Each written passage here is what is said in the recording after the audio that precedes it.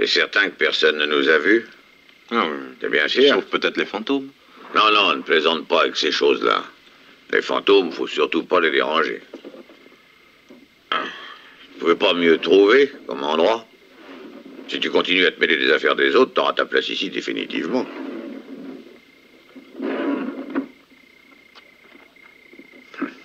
Voilà.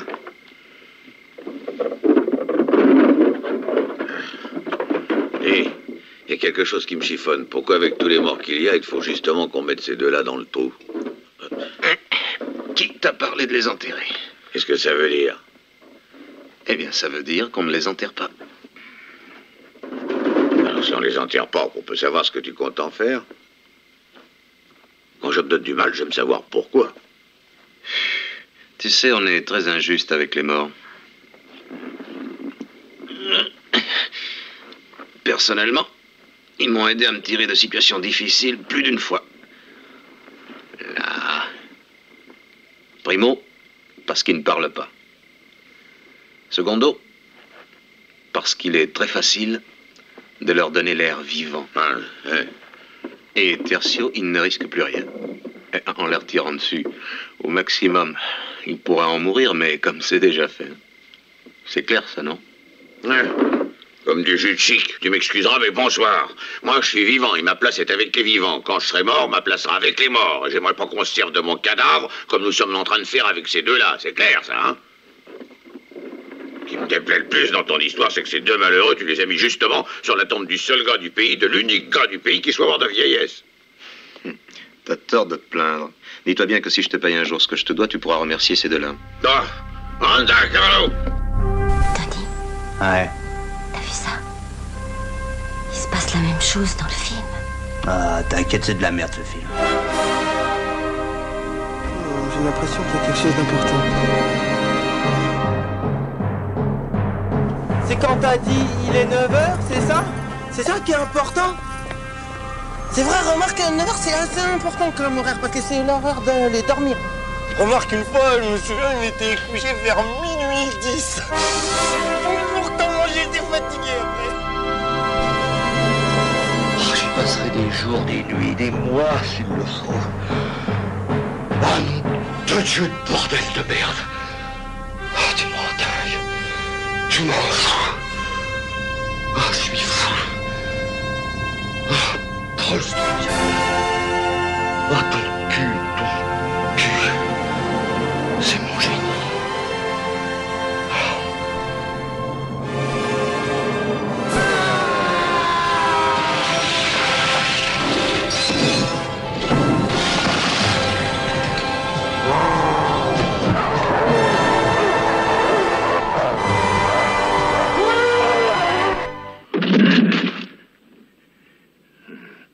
I've been looking for you for 8 months. Whenever I should have had a gun in my right hand, I thought of you. Now I find you in exactly the position that suits me. I had lots of time to learn how to shoot with my left.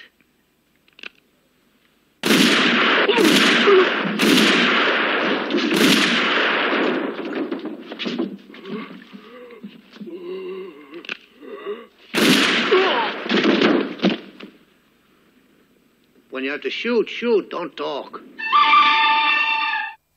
Bonjour et bienvenue, vous écoutez Le Cinéma est mort, l'émission nécrophile de Canal B. Vous écoutez même la première partie d'une émission consacrée à Sergio Leone, avec bien entendu le Dr Moreau. Bonjour Antonin. Ah, salut les kids. Qui est très impatient de faire son émission consacrée à Sergio Leone. Tu ne t'en sortiras pas comme ça, Gringo. Mais si, bien sûr.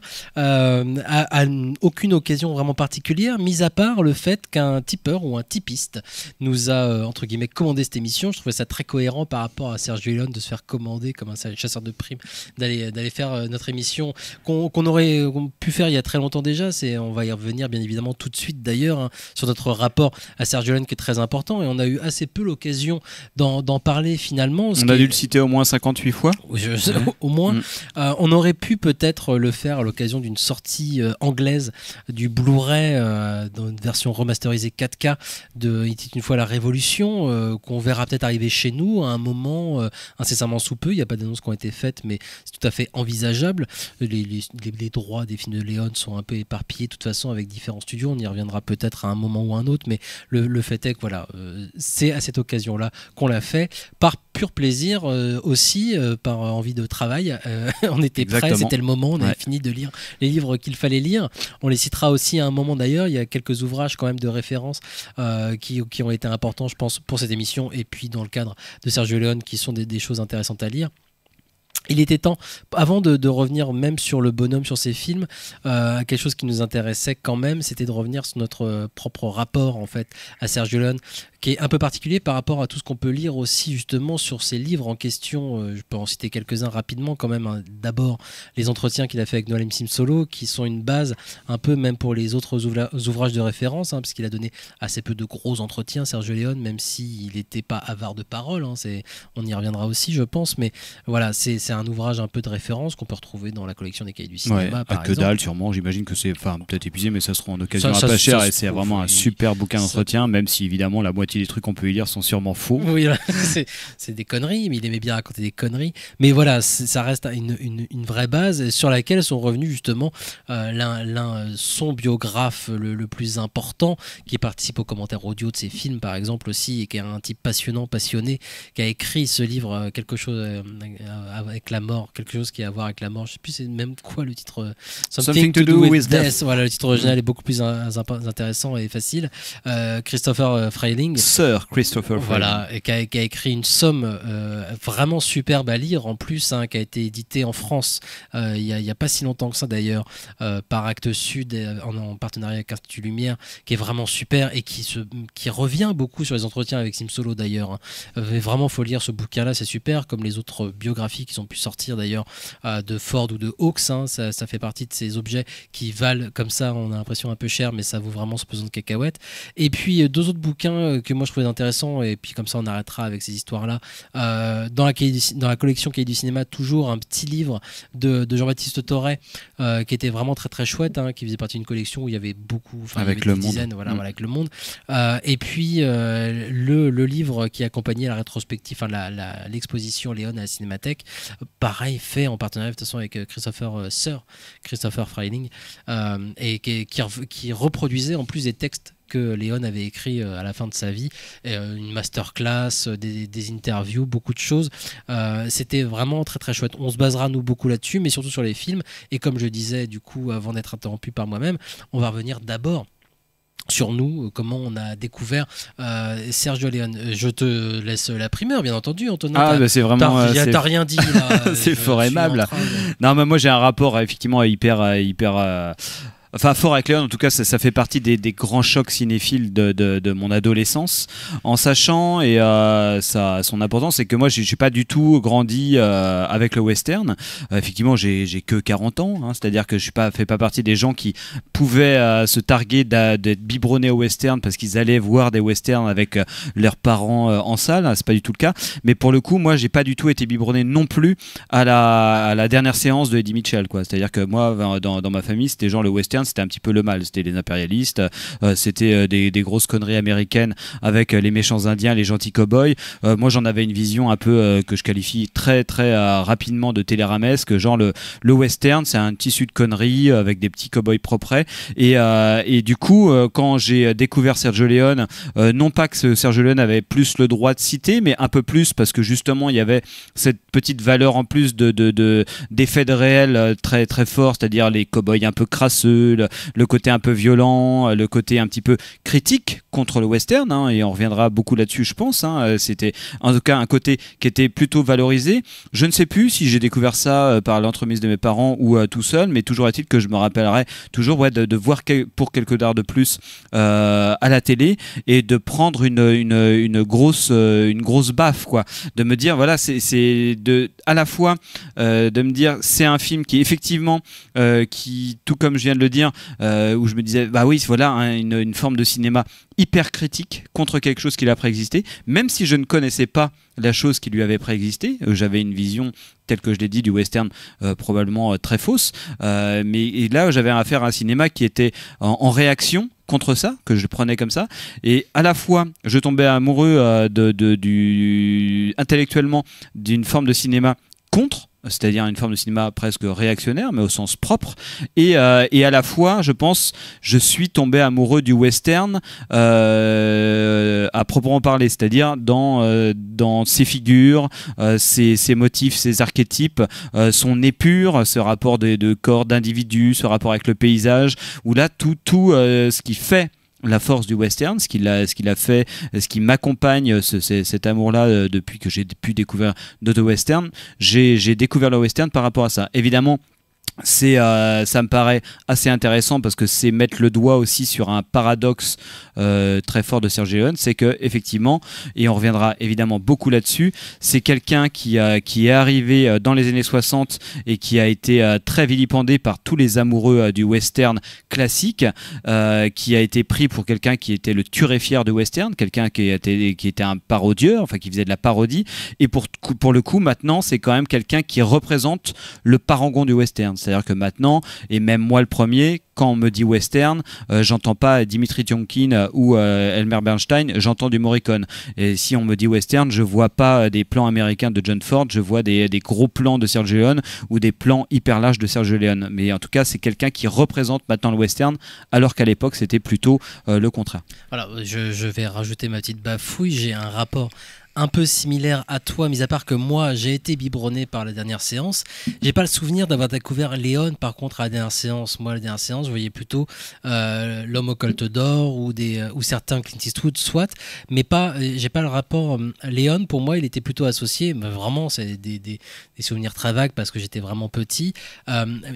Et associé justement à la vague Terence Hill, Bud Spencer, à un cinéma qu'on regardait le dimanche soir, voire les lundis de Pâques, des choses de ce genre l'après-midi. Et c'était, voilà, on avait ces films-là qui étaient diffusés à la télévision. Moi, c'est encore une fois, c'est des découvertes télévisuelles, mais qui étaient associés à cette forme de divertissement. Mais c'était les premiers westerns que je voyais en fait aussi beaucoup. Clint Eastwood, tout ça, ça se mélangeait. De toute façon, pour moi, c'était normal que le western soit crasseux, soit aussi amusant, ça soit de l'ordre du jeu, de choses comme ça. J'ai vraiment très vite associé tout ça à ça. Avec le recul, par contre, je me rends compte que Léon, je pense, et notamment, c'est vrai que tu parlais d'Ennio Morricone, pour moi c'est très très important parce que ça fait partie des premières musiques que j'ai pu entendre, je pense. Il y avait une des rares cassettes audio que mes parents devaient avoir, c'était des bandes son d'Ennio Morricone justement que j'entendais. Pour moi ça faisait partie de la culture de l'humanité, grosso modo. C'était des choses qui étaient là de toute façon avant moi et que j'ai entendu tout jeune, et voilà, c'était normal, ça existait. J'ai l'impression avec le recul quand même que la différence avec par exemple les films de Bud Spencer, Terence Hill, d'autres divertissements que je pouvais voir à l'époque, d'autres grands films que j'ai pu voir à l'époque qui m'ont tout autant marqué sans doute, hein, c'est que j'ai eu une impression notamment une fois dans l'Ouest et du Bon, la brute et le truand, de cinéma total. C'est-à-dire que tout ce que j'ai pu voir après coup, même si c'était merveilleux, et Léon, je le répéterai sans doute, est pas unique en son genre, je pense, dans cette espèce-là de réalisateurs qui ont la foi en le cinéma profonde. Heureusement d'ailleurs qu'il n'est pas seul à avoir cette foi cinématographique. Mais par contre, c'est pour moi un des premiers souvenirs de cette foi-là, de cette croyance profonde dans le cinéma et de cette croyance dans la puissance totale du cinéma. Quoi. Moi, j'ai pas des souvenirs forcément de dialogue, d'histoire, de choses comme ça, mais par contre, j'ai des images et des sons qui me reviennent et qui sont très très forts et qui sont associés directement, évidemment au western, mais au cinéma dans son entier en fait. C'est-à-dire que quand je repense à mes premiers souvenirs de cinéma, je pense oui au western, mais je pense à Sergio Leone en fait, et à ce gigantisme, à ce gros plan, justement à ces contrastes absolus, à ces émotions fortes qui mêle tragédie, grotesque et énormément de choses. On va y revenir bien évidemment, mais à un fondement dans ce qu'il a de plus brut, le pouvoir du cinéma. Et Et en y repensant, moi, voilà, 30 ans plus tard, ça me touche encore profondément, en fait, cette croyance et ce pouvoir qu'il a essayé de réintroduire dans un cinéma qui se perdait. On va y revenir très très vite. Mais c'est quelque chose qui me touche beaucoup et qui surtout est toujours extrêmement opérant en fait à l'âge adulte. Et je retrouve toujours en voyant notamment Le Bon, la Brute et le Truand ce plaisir absolu en fait du cinéma. Et je pense qu'il fait partie vraiment de ce groupe très très fermé des bonhommes, des metteurs en scène dont déjà j'ai retenu le nom très très vite, enfant, et qui m'ont donné ce goût absolu en fait du cinéma en tant qu'art brut total, sans avoir à passer par justement quelques autres références. Que j'ai jamais vu un film de Ford avant de voir un film de Sergio Leone. J'avais aucune référence. Pour moi, le western, ça démarre avec Sergio Leone. Et on pourra y revenir plus tard, mais c'est vrai que je pense que j'ai pris aussi beaucoup de plaisir à découvrir des types comme Ford, Hawks ou d'autres d'ailleurs, après avoir vu Leone en fait. J'aurais eu du mal, enfant, moi, des années 80-90, j'aurais eu du mal à découvrir My Darling Clementine ou La Prisonnière du désert, enfant. Découvrir le western enfant, quand tu découvres Le Bon, la Brute et le Truand, Mon nom est personne, même si c'est pas signé Sergio Leone ou Il était une fois dans l'Ouest, ça te crée en fait une espèce d'envie de cinéma. Ouais, mais après, je pense que tout ça, c'est mettre le doigt déjà sur un paradoxe qui me paraît hyper fertile et de toute façon fondateur à peu près de tous les propos qu'on pourra tenir par la suite sur Sergio Leone. C'est qu'il y a effectivement ce que je disais aussi, le fait que oui, Sergio Leone, alors même qu'à l'époque et même dans le corps même de ses films, ça reste du cinéma vraiment très postmoderne, très du cinéma qui filme le cinéma. Pour le coup, c'est devenu des classiques. En fait, ça opère comme des classiques et qui naissent comme ça, qui seraient comme nés de nulle part, alors que même en les étudiant et même en les regardant, n'importe qui peut avoir le regard là-dessus. Oui, on porte un regard sur les films de Sergio Leone. On a ce rapport d'une force brute qui paraît être surgi de ex nihilo quelque part. Mais il y a un côté très paradoxal là-dedans. Mais effectivement, ce que je disais, c'est que ouais, le Sergio Leone qui devient le parangon, le symbole même du western, c'est presque un cas unique. Si on prend un cinéaste qui pourrait lui ressembler et qui opère d'une façon relativement similaire comme Tarantino, ça serait un peu comme dire que Kill Bill serait le parangon du film de Shambhala ou le film de Kung Fu. C'est pas encore tout à fait ça. Non, chez Tarantino, on n'est pas vraiment là-dedans. Et puis, on sait que ça vient de quelque part. Chez Leone, on peut très bien être complètement fan de Leone sans n'avoir jamais vu un Hawks, un Dmitrik, un Ford, évidemment, ou un Fuller ou un Aldrich. On peut très bien prendre ça de façon complètement brute et te dire, oui, le reste n'existe pas avant, alors que chez Tarantino, là, ça clame la référence quelque part. Oui, mais ça clame la référence parce que nous, on la connaît. Moi, c'est quelque chose qui m'intéresse quand même pas mal parce que nous, évidemment, on est contemporains plus de Tarantino. Justement, on avait vu avant de voir les films de Tarantino certains films, on peut voir à quoi ils se réfèrent. Moi, je me mets à la place des enfants qui découvrent un Tarantino. T'as 5 ans, tu regardes Reservoir Dogs, tout va bien. Tu t'as jamais vu un polar avant. Pour toi, le premier polar que tu vois, c'est Reservoir Dogs. C'est une base. Pulp Fiction, n'importe quoi. C'est tout à fait envisageable, à mon avis, même si de la part des parents, de montrer Pulp Fiction à un enfant de 5 ans. Mais bon, pourquoi pas. Moi, j'ai vu Conan le Barbare et une fois dans l'Ouest quand j'avais pas beaucoup plus. Donc, c'est tout à fait normal. Mais voilà, tu découvres un premier film, c'est ça. On y reviendra aussi, je pense, peut-être un peu plus tard, même si on est déjà en train de grappiller, de nous couper l'herbe sous le pied nous-mêmes. Il se fait démonter la gueule, Sergio Leone, par beaucoup de critiques, quand il sort ses premiers westerns. Parce que justement on lui reproche de tuer l'ancien western. Les critiques étaient baignées par ça évidemment, et moi je les comprends tout à fait, comme je nous comprends nous quand on voit débarquer un film de Tarantino, mais il y en a d'autres, en disant mais oui, mais parce que les gens ils disent que c'est génial, mais parce qu'ils n'ont pas vu des films qui avaient été faits avant, c'est grotesque. On s'est retrouvés exactement dans la même position nous que les critiques face au film de Leone quand il sortait en fait. Mais oui, mais vous aimez ça parce que vous n'avez pas vu les films qui ont été faits avant, sur lesquels ils se basent, les références, tout ça c'est vulgaire, ça c'est juste de la violence gratuite, c'est sale, c'est méchant, c'est fait avec les pieds. c'est gratuit aussi ces critiques-là, mais comme nous on a pu en faire, même si c'était, je pense, beaucoup plus intelligemment fait, évidemment que des critiques du Masque et la Plume des années 60, ils étaient grotesques ces gens-là. Les Boris et on vous encourage à aller écouter les chroniques du Masque et la Plume consacrées à la Bon, la Brute et le Truand. Ça se trouve toujours. Mais c'est un bon thermomètre de savoir quel était l'état de réception du monde intellectuel sur ces films-là. Ouais. Mais oui, voilà, aujourd'hui il n'y a pas de problème, mais dans 40 ans, Tarantino, on considérera que c'est une base et qu'à partir de là, justement, on peut voir plus tard, si on en a envie, les films auxquels il faisait référence. Oui, non, mais après, c'est pas ce que je veux dire, c'est que je pense que chez Tarantino, effectivement, je pense que Tarantino, il sort de la cuisse de Léon, c'est clair, mais il a poussé sûrement de façon plus voyante, en tout cas, ce côté un peu sampling, ce qui fait que si on le voit maintenant, des films de Tarantino, même on n'a pas forcément envie d'aller voir les films auxquels il se réfère, mais par contre, on les voit, on voit qu'il se réfère à quelque chose, on voit que c'est des films de montage, on voit que c'est du sampling, quoi, quelque part, alors que les films de Sergio Leone, on peut presque oublier que c'est du sampling complètement, quoi. Voilà. On va faire tout de suite une première pause musicale avant de revenir justement sur la première partie de la carrière de Léon et notamment sa première trilogie des dollars.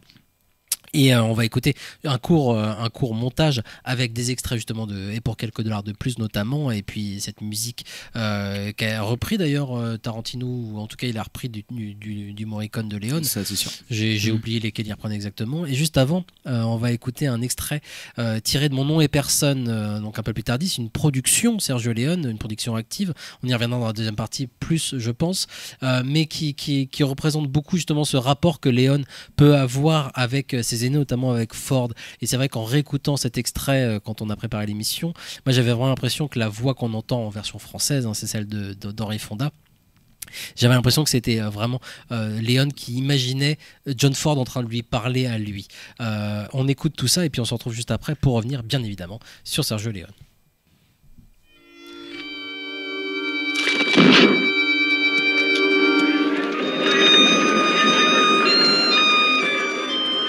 Chère personne, mourir n'est pas la pire des choses qui puisse arriver à un homme.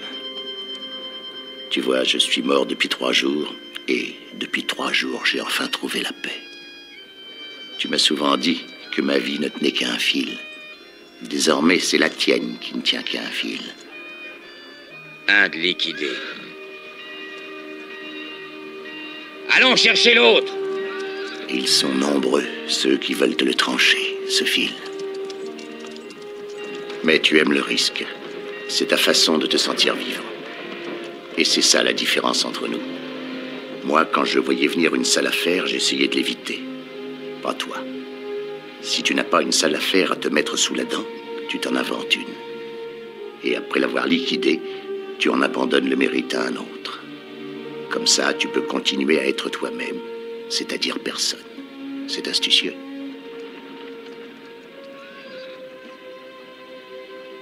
Mais cette fois, tu as joué gros, et ça en fait déjà quelques-uns qui savent que tu es quelqu'un. Tu finiras donc par te faire un nom toi aussi, et alors là, tu auras de moins en moins de temps pour jouer. Et ce sera de plus en plus dur. Et un jour, tu rencontreras un homme qui se sera mis dans la tête de te faire entrer dans l'histoire. À ce stade, pour redevenir personne, il n'y a qu'un moyen, mourir. Dorénavant, tu devras chausser mes éperons, et ce ne sera pas toujours drôle. Essaye pourtant de retrouver un peu de ces rêves qui nous habitaient, nous autres de l'ancienne génération. Même si tu t'en moques avec ta fantaisie habituelle, nous t'en serons reconnaissants. Au fond, on était des sentimentaux. En ce temps, l'Ouest était désert, immense, sans frontières. On croyait tout résoudre face à face d'un coup de revolver. On n'y rencontrait jamais 2 fois la même personne. Et puis, tu es arrivé. Il est devenu petit, grouillant, encombré de gens qui ne peuvent plus s'éviter.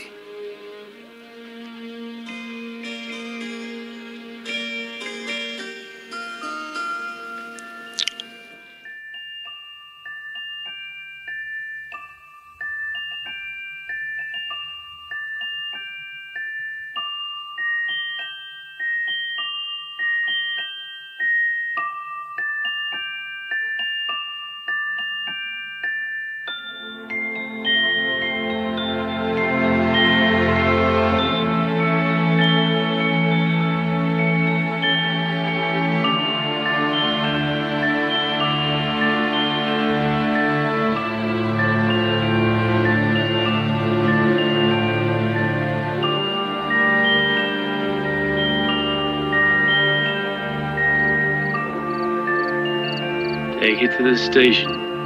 The gentleman's leaving.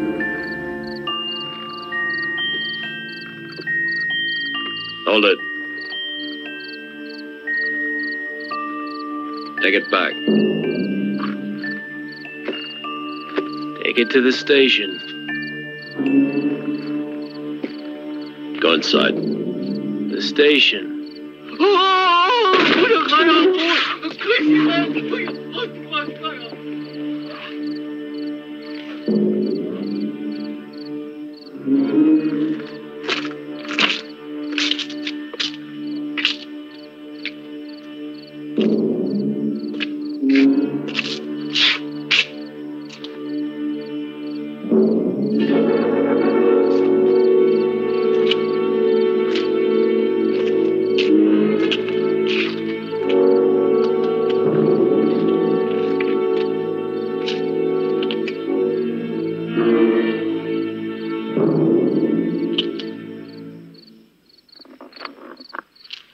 Just like the games we know.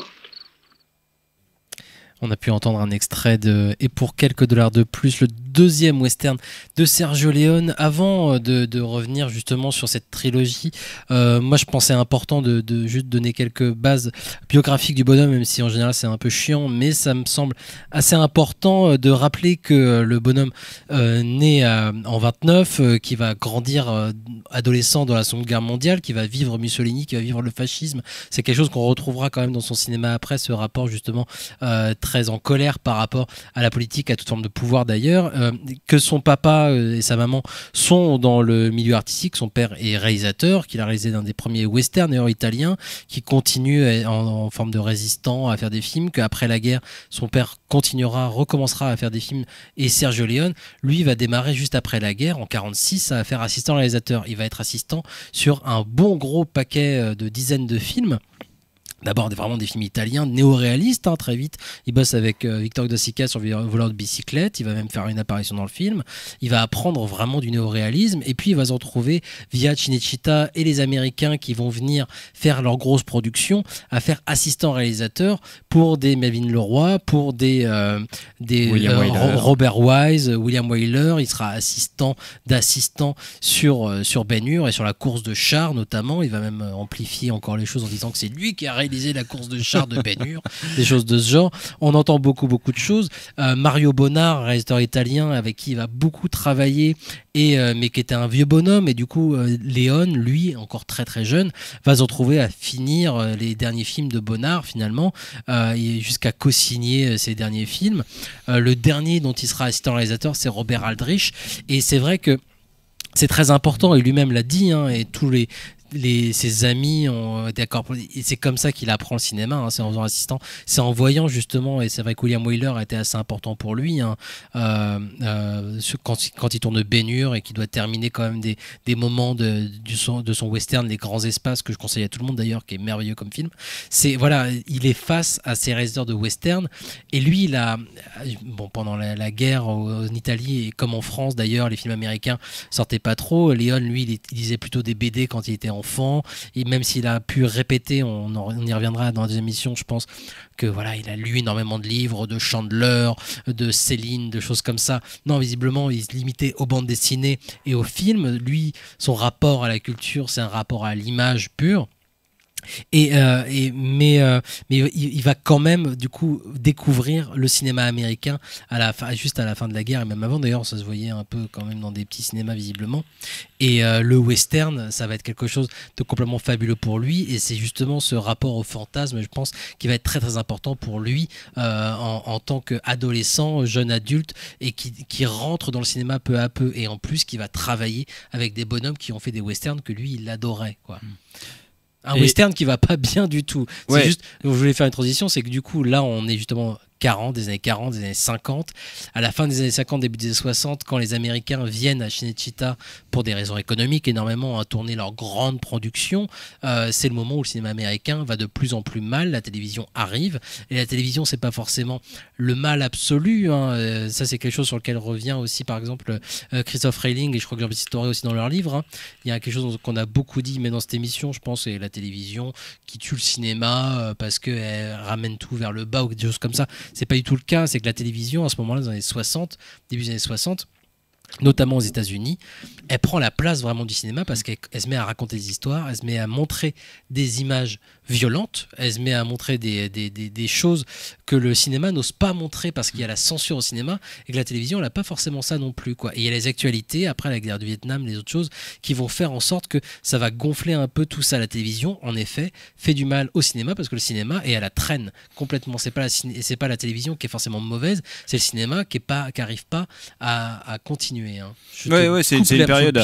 Après, oui, effectivement, c'est quelque chose sur lequel on a été déjà pas mal revenu, il me semble, dans nos émissions de bilan de fin d'année, parce qu'on dressait un petit peu des points de comparaison entre les années 2010 et aussi les années 60 américaines, qui sont clairement pas la meilleure période de créativité et de santé industrielle du cinéma américain, pour les raisons que tu viens de dire, c'est-à-dire aussi c'est arrivé de la télé, donc d'où le pont qu'on pouvait traîner, c'est-à-dire qu'il y a une grande part du public qui était drainé vers la télé, et aussi en termes esthétiques du coup, et en termes d'industrie des formes, c'est-à-dire qu'il y a beaucoup de genres qui avaient été vraiment complètement élaborés par l'industrie hollywoodienne, le film noir ou le film le western, qui allait quand même plus vers la télé. On avait beaucoup de séries western, hein, dont Rawhide avec Clint Eastwood, beaucoup de séries policières qui un peu vidaient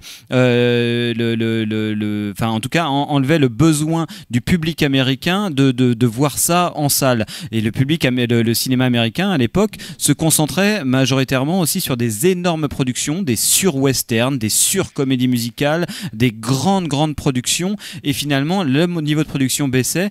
Et ce qui s'est passé, c'est qu'en Europe, finalement, là où probablement aussi la télé s'est déployée beaucoup moins massivement et beaucoup moins vite dans les foyers, il y avait quand même un tissu de salles extrêmement développé et aussi une demande énorme, et le public italien et probablement aussi le public européen dans beaucoup de pays voulait toujours voir en salle des westerns, ce qui fait que voilà, il y a une sorte de conjonction de choses qui ont fait que les Italiens, bien avant Léon, il y a aussi eu les Allemands auparavant, ils ont dit on va faire des westerns parce que de toute façon le public qui veut ça, donc on les fait. Il faut savoir qu'à l'époque aussi il y a un autre truc qui se passe, c'est les coproductions européennes, notamment entre la France, l'Allemagne et l'Italie et l'Espagne, qui sert de lieu de tournage énormément, et donc il y a beaucoup de choses qui se mélangent. Donc si les Allemands veulent du western, les Italiens doivent en proposer. Avant le western, il y a aussi un autre genre quand même qui est très très important et auquel Léon participe énormément, c'est le péplum.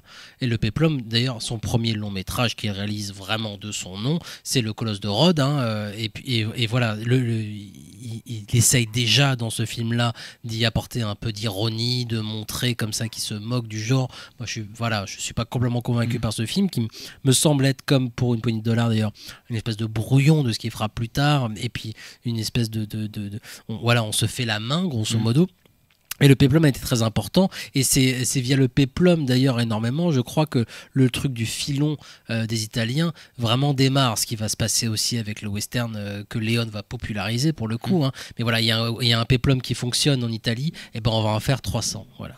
Ouais, bien sûr, il y a ça. Et pour continuer un peu sur la conjecture du moment aussi, il y a plusieurs choses. C'est que forcément dans les années 60, on est aussi à un moment de l'arrivée de la modernité au cinéma, hein. C'est-à-dire que il va y avoir de la nouvelle vague en France, il va y avoir le néo-réalisme en Italie, beaucoup de très grands noms du cinéma italien qui vont commencer à émerger et qui vont faire beaucoup d'entrées aussi, hein, les Rossellini, les Antonioni, les Fellini, tous ces gens-là qui incarnent une sorte de cinéma complètement différent, ce qu'on a appelé la modernité, c'est-à-dire un cinéma qui va s'opposer de façon très forte au classicisme, c'est-à-dire cette façon que le cinéma pouvait avoir de juste se raconter une histoire, cette sorte de sacro-sainte croyance qu'on pouvait illustrer le réel par une dramaturgie classique, raconter une histoire et saisir un peu la complexité du monde à travers un récit en 3 actes qui a fait une bonne part de l'histoire du cinéma jusqu'ici. La modernité arrive et va, sur des moyens tout à fait différents suivant les réalisateurs, exploser ça. Et, ce classicisme que la télé récupère justement. Exactement. Et Hollywood aussi continuait un petit peu à faire des westerns, il y en avait beaucoup moins, mais aussi dans ces années-là, il y a eu toute une vague de nouveaux cinéastes qui arrivaient et qui proposaient aussi, et je ne vais pas m'étendre sur d'autres genres, enfin des genres différents du western, mais le western de cette époque-là et aussi aux États-Unis devenait un western beaucoup moins beaucoup moins sur dans la l'action, croyance. qu'on va ils dans étaient la psychologie, c'est Arthur Penn avec le gaucher, des choses comme il va y avoir une tendance beaucoup plus dépressive du western. Le western, c'est un genre très particulier, c'est un genre qui ne fait que de mourir en fait. On l'a déclaré mort tout le temps en fait. Il a commencé dès le début du cinéma quasiment. Après il est mort, après il a rené, après il est mort, après il est rené. Ça ne fait que de mourir. C'est un peu le thermomètre de l'histoire du cinéma. C'est comme le cinéma où on déclare qu'il est mort régulièrement. Le western, il y a un peu de ça. Mais là, à ce moment-là, c'est pas qu'il est en train de mourir, mais c'est qu'il est en train de vivre une période où on l'hybride avec différents genres, avec le film noir notamment. On va un petit peu questionner son rapport historiographique. On va voir L'homme qui tue à Liberty Valance de John Ford, où d'un coup le western va se questionner sur son propre rôle historiographique, c'est-à-dire voilà, le western c'est quand même le grand rôle, le grand genre qui confond où c'est un film où une nation se raconte son histoire, mais donc du coup c'est de l'historiographie, c'est pas de l'histoire, c'est une sorte de créer une sorte de mythe. Et d'un coup le western commence à questionner ça. On va créer des personnages beaucoup plus limites. C'est pour ça, je rappelle ça juste pour dire que Léon ne vient pas de nulle part non plus. Enfin, c'est quelque chose qui est déjà en germe dans l'histoire du cinéma américain. Mais du coup, ça crée des films qui sont beaucoup moins dans le spectacle naïf, beaucoup moins dans cette pure générosité spectaculaire que un public, et c'est pas méprisant parce que moi je m'inclus dedans, attend aussi du cinéma, de quelque chose qui serait un pur pouvoir d'émerveillement quelque part et de pure générosité formelle, ce dans quoi s'est illustré jusqu'ici le cinéma hollywoodien en particulier. Et ce qui a donné goût au cinéma à Sergio Leone, c'est ça qui est très important. Ouais. Et du coup là le Sergio Leone, donc il va faire son western, il va avoir l'occasion de réaliser un western, et puis effectivement même si l'histoire est très connue, on revient très rapidement là-dessus parce que c'est quand même, quand arrive Pour une poignée de dollars, c'est ce qu'on appelle, et les Américains ont un nom pour ça, c'est un game changer quoi. C'est un moment, t'as un film qui sort, ça sort de nulle part et ça change toutes les règles du jeu. Il y a Easy Rider ou des films comme ça. Bien sûr, on a quelque chose qui arrive et qui est hyper intéressant dans sa conception. L'histoire évidemment est très connue, c'est Sergio Leone qui voit d'un coup Yojimbo de Kurosawa, qui se dit tiens, ça pourrait très bien devenir un western.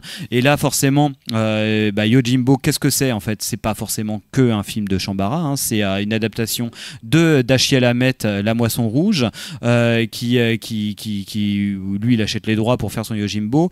Sergio Leone après en Italie voit ça, se dit tiens, en Espagne on pourrait peut-être le tourner, et finalement toute une sorte de boucle est bouclée entre l'Italie, l'Espagne, le Japon, les États-Unis, une sorte de grand cercle qui fait une immense bouillon de culture, et qui est aussi faisable, et c'est important de le rappeler parce que c'est un film qui se fait aussi parce qu'il y a des infrastructures économiques qui sont là pour pouvoir permettre d'accomplir ce genre de film en très peu de temps. C'est-à-dire que d'un coup, en Italie, on a des techniciens qui sont là, qui sont formés parce que elles font des films natifs italiens, et ils accueillent aussi des équipes américaines. Donc on a affaire à que des techniciens qui sont hyper comme on le disait, hyper des gros tournages, des gros tournages. On va en Espagne, il y a déjà des villages qui sont créés pour ça à Almeria. Il y a les décors de Laurence Donc d'Arabie. on peut faire ce film-là, et d'un coup, on a ce film qui arrive et qui va complètement bousculer les règles du jeu dans son ton même, quoi. C'est-à-dire,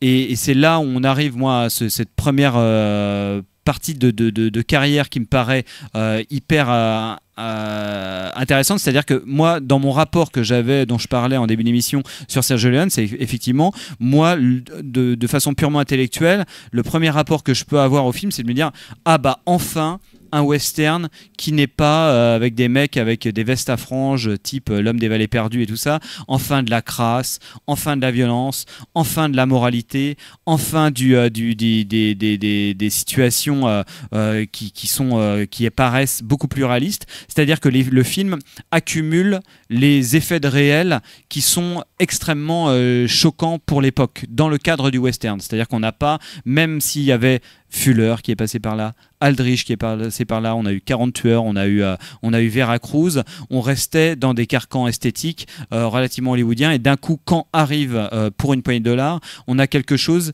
qui arrive à déployer toute la force esthétique et les acquis esthétiques aussi du néo-réalisme italien. Quelque chose qui serait beaucoup plus âpre qui accumulerait un petit peu les effets de réel. Et il y a quelque chose là-dedans qui, moi je sais, intellectuellement m'a complètement séduit dès le départ. Même si je pense que c'est pas forcément là-dedans dont vient la force des films de Léon. Non, mais c'est quelque chose, et c'est vrai que c'est quelque chose qui va être poussé au fur et à mesure de sa carrière jusqu'en 84 avec Études fois en Amérique, mais c'est un truc qui est très important, je pense, pour voir là aussi la différence avec de Léon avec les autres. Il y a, comme tu l'as dit, c'est un taré de collectionneurs d'objets, Léon, et d'authenticité. Il va aller chercher, on en reparlera, mais pour une fois la Révolution, d'autres films, les reproductions exactes, par exemple, de tel train, de tel objet, de telle lampe, de telle tasse, mais vraiment avec un sens du maniaque qui est très très impressionnant. Sauf que ça, c'est uniquement de la surface, mais c'est une surface qui est extrêmement importante pour lui, pour donner cette impression non pas de réalisme, mais de crédibilité, en tout cas, à tout ce qui se passe, mais ça repose sur du mythe, sur du fantasme, sur du rêve, sur du conte. C'est quelque chose que lui répétera énormément. De toute façon, le conte de fées pour adultes, on y reviendra de toute façon progressivement dans la deuxième émission, je pense, avec Il était une fois, c'est sûr.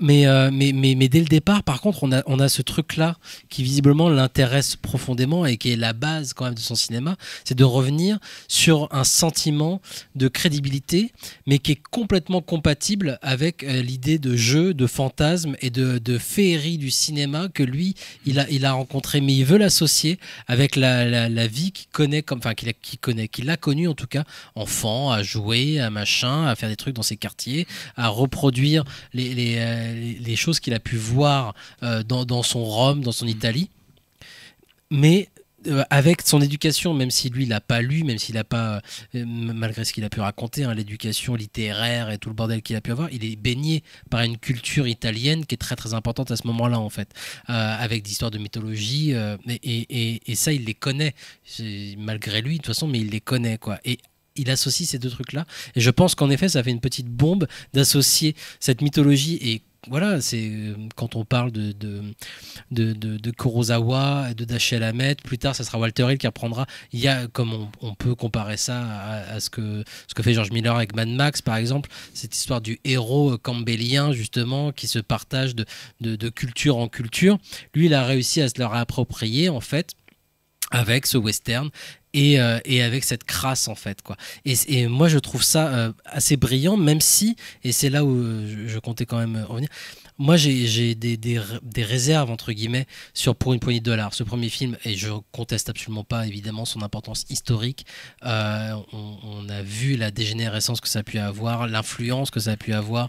C'est grâce à ça que Léon de toute façon, et grâce à ce succès, qui parvient à faire les choses après. Quand je vois Pour une poignée de dollars aujourd'hui, moi j'ai une certaine frustration. C'est-à-dire qu'il a ce culte aujourd'hui, même si les gens ne l'ont pas forcément vu, mais tout le monde connaît ce titre, connaît ce nom, Pour une poignée de dollars. Et c'est bourré de scènes que je trouve vraiment, vraiment chouettes, enfin, esthétiquement, même dans ce que ça représente. J'aime beaucoup certaines scènes du film. Mais je n'ai pas encore, quand je le revois aujourd'hui, j'ai pas encore le plaisir que vont me procurer en fait ces films d'après. Ouais, après, moi je pense que de toute façon, après, moi j'aime beaucoup les trois films qui composent la trilogie des dollars. Hein. Mais moi, ce que je trouve absolument fascinant, c'est vraiment cette chose que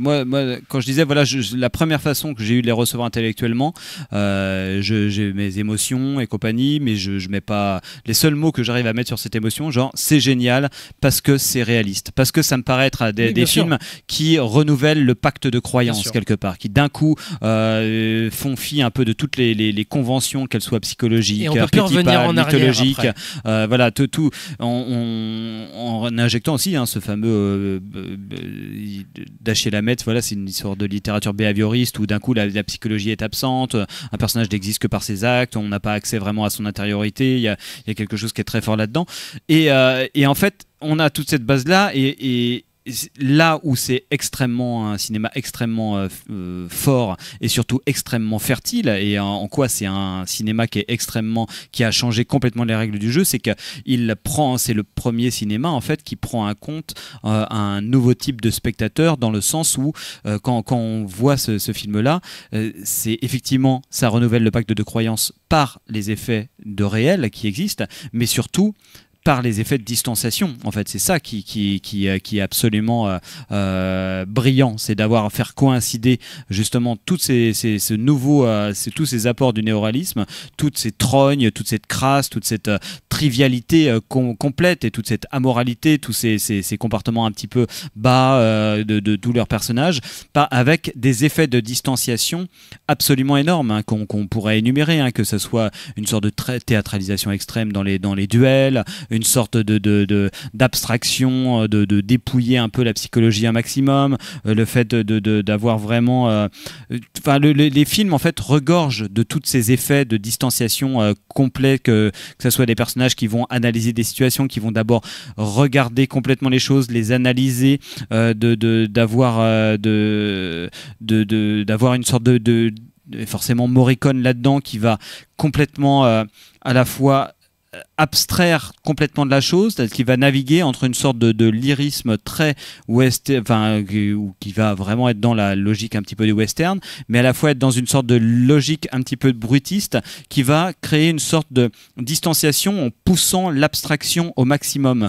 Et c'est quelque chose qui va être, à mon avis, absolument prépondérant, parce que justement ça révèle un nouveau type de spectateur, un spectateur qui est conscient presque malgré lui il va falloir, pour accéder de nouveau à un spectacle on va dire presque épique ou mythologique, passer par une distance totale, passer par de l'ironie, passer par tous les effets de distanciation que Léon met en place. Et ça me paraît être l'acte esthétique fondateur de tout le cinéma qui va venir après, en fait, quoi.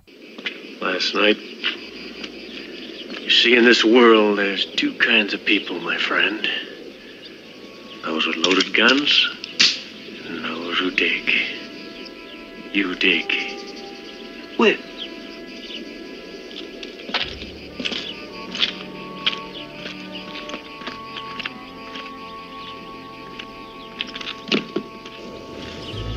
Here.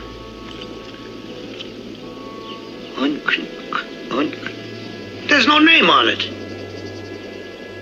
There's no name here either. You see, that's what Bill Carson told me. It was the grave marked unknown right beside Arch Stanton. Huh?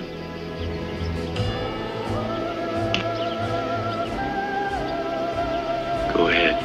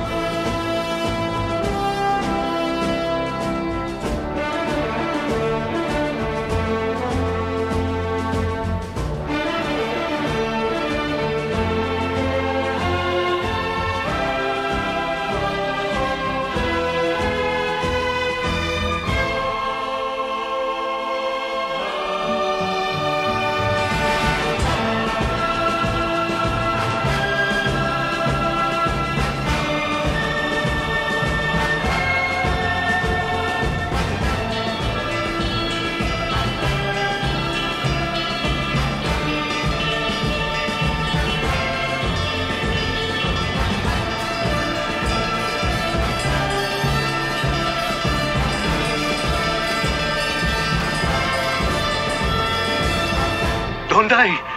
I'm your friend. Please don't die, please. I'm your friend. Come on, come on. Blondie, I'll help you. I'll help you. Don't move. I'll be right back. I'll get the water. Don't die like that pig. Blondie, water. Water, Blondie. Don't drink. It's not good for you. Feel better? Blondie, what's the matter? Please don't die. C'est donc cette musique extrêmement connue d'Ennio Morricone, Ecstasy of Gold, extrait du Bon, la Brute et le Truand, qui est donc le troisième volet de sa trilogie du dollar, qui a eu beaucoup de noms, la trilogie de l'homme de son nom d'ailleurs, ce qui était un peu absurde étant donné que dans tous les films, Clint Eastwood a bien et bien un nom. Là, par exemple, c'est Blondin, Blondie en version originale. On n'a pas parlé de Et pour quelques dollars de plus, qui pour moi déjà est un niveau vraiment très très au-dessus de et pour une poignée de dollars, où il affirme vraiment pour moi, Léon, un style, et là pour le coup il me procure un plaisir certain et esthétique énormément, et puis même en termes d'histoire de tragédie, je le sens beaucoup plus impliqué en fait dans ce qu'il est en train de faire. Mais pour moi il y a vraiment un moment décisif, c'est la rencontre aussi avec des collaborateurs qui sont très importants, que ce soit son chef op, son chef décorateur, son monteur, c'est Le Bon, la Brute et le Truand, et qui pour moi est un summum en fait du plaisir cinématographique. J'ai beau l'avoir vu, c'est un des films que j'ai le plus vu dans ma vie, je pense, et je ne m'en lasserai absolument jamais. C'est l'un des rares films, dès qu'il est terminé, j'ai envie de le recommencer, et pour ça j'ai envie vraiment de faire la gloire de cette chose qu'est Le Bon, la Brute et le Truand, qui est un objet extrêmement particulier en termes de forme, en termes de construction, en termes de genre. Je suis toujours surpris en revoyant le film de me dire, mais c'est évidemment pour moi le western quasi ultime, avec d'autres. Enfin, c'est vrai que je l'ai découvert à peu près en même temps que Et une fois dans l'Ouest, qui en effet représente avec ses décors et autre chose une quintessence évidemment avec ses références du western. Mais je l'ai découvert un peu en même temps que Le Bon, la Brute et le Truand, et ce qui, je pense, a façonné énormément ma façon de voir le cinéma, c'est que Le Bon, la Brute et le Truand notamment me paraît mélanger en fait tous les genres en fait. Je retrouve tellement de choses en fait, et c'est le cas pour beaucoup de films de Léon, mais je pense qu'il a aussi aimé le western et fait du western malgré lui peut-être, même si il raconte qu'il n'en avait pas envie, qu'il voulait plus faire de western à tel ou tel moment. Mais dans ce film-là et dans même je retrouve le buddy movie, je retrouve le film noir, je retrouve le film d'aventure, je retrouve le film fantastique presque, puisqu'il a une façon de montrer certains personnages, et il le fera de façon beaucoup plus marquante par la suite, dans sa deuxième trilogie, mais de façon quasi fantastique, comme des apparitions fantomatiques, des gens qui viennent du passé, qui n'ont aucune histoire et qui pourraient vraiment être des fantômes ou des envoyés de je ne sais quoi. On est pas loin de vraiment d'un grand mélange. On n'a pas encore la comédie romantique ou la comédie musicale, mais il m'a fait, je pense, ressentir qu'à travers un décorum, et non pas un genre, mais en tout cas un décorum qui pourrait s'apparenter à un genre, on pouvait vraiment associer en fait toutes les émotions, puisque quand il est question de genre, pour moi chez Léon, il est question surtout d'émotions en fait. Il n'est pas question, contrairement justement, on pouvait parler de Tarantino ou d'autres gens, de faire uniquement des clins d'œil, des coups de coude, des références à telle ou telle esthétique, quoi que ce soit. J'ai quand même toujours le sentiment, et en revoyant ces films pour préparer cette émission, je me suis conforté là-dedans, que son utilisation de certaines références, influences ou autre chose, ça restait pour lui une façon de toute façon de canaliser des émotions, un moment de procurer des émotions au spectateur, et que c'était l'essence même quand même de ce qu'il voulait faire. C'est-à-dire qu'il avait, j'ai le sentiment en voyant ces films qu'il est en train de faire celui qu'il aurait envie de voir, mais de façon extrêmement honnête, ce qui est quand même je pense assez exceptionnel dans le cinéma, même malgré certains propos de beaucoup de cinéastes, oui je fais ce film là parce que c'est... Non, là j'ai vraiment cette impression là qu'il est en train de mettre sur l'écran son fantasme, et moi c'est une jouissance absolue. Le Bon, la Brute et le Truand, c'est une vraie grosse jouissance de spectateur, avec évidemment tout l'amusement que ça peut, le jeu que ça peut apporter. J'ai envie d'être tous les personnages à la fois. Je me retrouve dans tous ces espaces, ces personnages, ces situations. Je m'imagine jouer en tant qu'enfant, et en même temps j'ai ce côté spectaculaire qui est pour le coup nouveau dans son cinéma, puisqu'il n'avait pas les moyens de le faire avant. Là, il se retrouve vraiment avec les moyens de le faire et de se retrouver avec des séquences dignes d'un Lawrence d'Arabie, justement d'un David Lean, de ce grand spectacle auquel il a assisté en étant assistant pour Wyler sur Ben-Hur, des choses comme ça. Là, on peut le faire, on va faire exploser un pont 2 fois s'il le faut. On aura un cimetière avec 5000 tombes, on aura des choses vraiment extrêmement spectaculaires. Et en même temps, on a aussi, même s'il avait déjà fait évidemment dans les 2 films précédents, ce côté, voilà, on a des visages qui représentent juste, qui sont aussi forts que tous ces spectacles, ces séquences spectaculaires en fait. Et il y a une combinaison dans ce film-là qui, moi, me paraît quasi parfaite, en tout cas dans sa version courte entre guillemets, à savoir sans les séquences qui ont été rajoutées et redoublées par les acteurs vieillissants, tout le bordel, qui était complètement inutile, et c'est le cas d'ailleurs pour les séquences d'après. Mais vraiment, j'ai quelque chose de profondément cinématographique qui ressort de tout ça. Moi, après, je plus sois complètement, hein, mais et je trouve toujours ça dingue, c'est que la façon dont on a de parler du Bon, la Brute et le Truand, ou pour quelques heures de plus, j'ai l'impression qu'on a l'impression que ça va être des films hyper généreux en émotion, hyper généreux en spectacle, hyper généreux en action, alors que quand on les étudie soigneusement, on se dit mais en fait ce sont des films excessivement longs qui ne fonctionnent que sur le désir de l'action, de l'émotion, et qui ne font que... on pourrait dire quelque part que dans les films de Léon, il n'y a pas d'action en fait. Il n'y a que l'attente de l'action. Il n'y a pas d'émotion, il n'y a que l'attente de l'émotion. Il n'y a que ça. C'est pour ça que c'est encore une fois du cinéma profondément postmoderne, et que je crois que je sais plus qui c'est qui disait ça, si c'était Baudrillard ou Luc Boulet qui disait voilà, c'est la seule forme d'avant-garde qui a été d'abord comprise par le public plutôt que par les critiques, parce que c'est extrêmement particulier dans la façon dont ça fonctionne. On se dit, quand on voit Bon, la Brute et le Truand et qu'on met ça en relation avec les chiffres que ça fait, tu dis c'est juste pas possible qu'un film aussi lent, où il ne se passe littéralement rien, où il n'y a pas d'action, où les moments d'action finalement occupent 10 minutes dans le film, hein. Le prototype, c'est la scène du duel où c'est que de l'attente, d'avoir une émotion et l'attente d'avoir le plaisir. Et c'est en ça qu'il y a un jeu avec le spectateur. Et effectivement, ouais, mais il y a une longue montée en puissance qui est juste délirante et qui porte en germe une autre progression dont on va parler dans la 2e émission. Oui, parce qu'il est temps de terminer cette première émission. Merci à vous de nous avoir écoutés. Merci bien évidemment Antonin d'avoir participé à cette émission. Vous pouvez retrouver cette première partie sur le site de Canal B en podcast, et puis sur la chaîne YouTube du Cinéma est mort. Vous pouvez retrouver aussi bien évidemment la 2e sur ces 2 plateformes. Merci à vous de nous avoir écoutés. On se quitte avec un extrait de Et pour quelques dollars de plus. On se retrouve très vite pour la suite de cette émission consacrée à Sergio Leone. Merci, au revoir. Des bisous.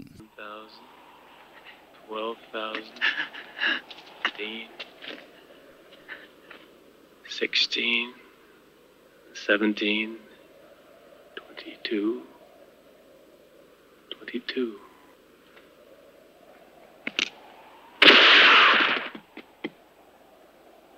$27. Any trouble, boy?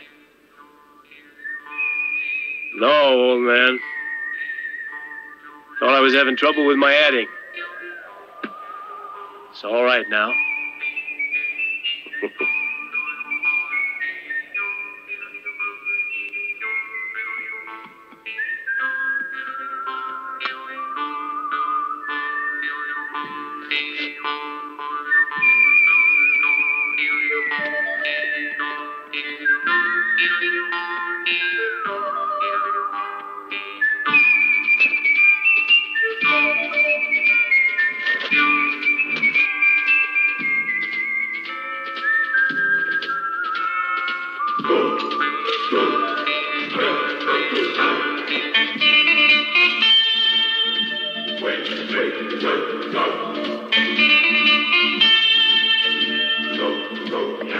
Right.